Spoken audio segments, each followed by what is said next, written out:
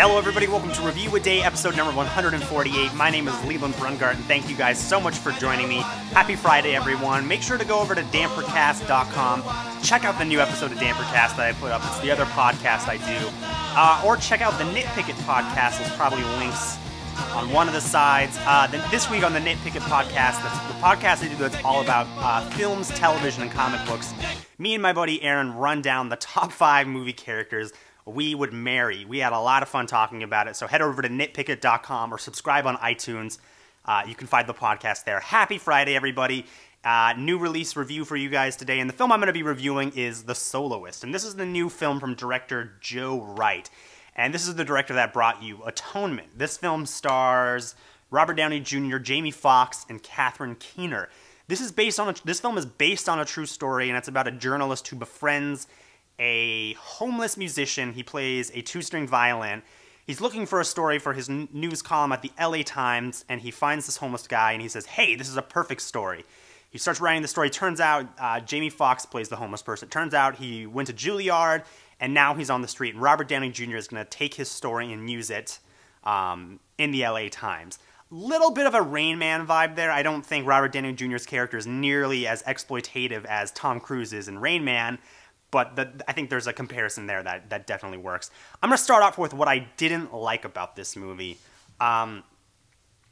Director Joe Wright, I think he did Atonement, and that is a very sweeping, melodramatic love story. And I think when you're dealing with a subject like love, I think you can go melodramatic and you can get away with it because, you know, that's love. It's a very heightened emotion. The problem that I had with this film, my biggest problem, is the fact that it is very melodramatic and kind of over the top at times, but it's dealing with homelessness. It's kind of one of the big things that this film deals with. And it kind of beats you over the head at times. There's a lot of shots in this movie where it's just a long street and there's homeless people everywhere.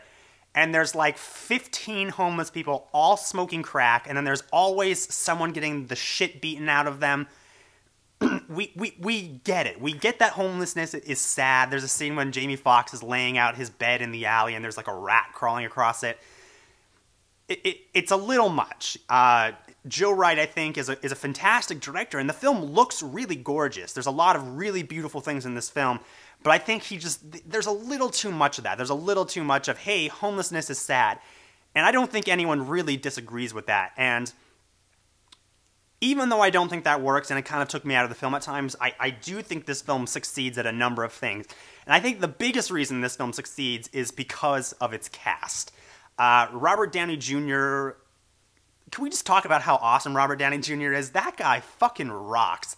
And I would watch him in anything. He is so much fun to watch, and he is an absolute delight in this movie. It is so fun to see him interact with all these homeless people and see how this guy handles all of this. Jamie Foxx gives a very good performance, doing the schizophrenic thing. It was good. He did what he needed to do. It didn't blow me away. This is not a role he's going to get nominated for an award for or anything like that, but I thought he did very, very well. Also, Catherine Keener is a great person to kind of round out this unique cast with, I think, the relationship that she has between herself and Robert Downey Jr. was very interesting. But I think that this film doesn't necessarily succeed at commenting on homelessness at all the times because it was very heavy-handed. I think it paints with the strokes are a little broad for my taste. But even though I don't think that it works on that level, I think the relationship between Robert Downey Jr. and Jamie Foxx in this movie does work. And I think it makes up for the fact that maybe those bits that I didn't like didn't work, but Robert Downey Jr. and Jamie Foxx totally work, and I was emotionally invested by the end of this movie, and I found myself kind of moved at the end, despite being kind of taken out. So it's a really beautiful film. Also, I really did enjoy a lot of the music in this film. I mean, it's called The Soloist, and Jamie Foxx his character plays a lot of really beautiful Beethoven music, lots of really great stuff. Being a musician, I played the piano, I played trumpet for a number of years.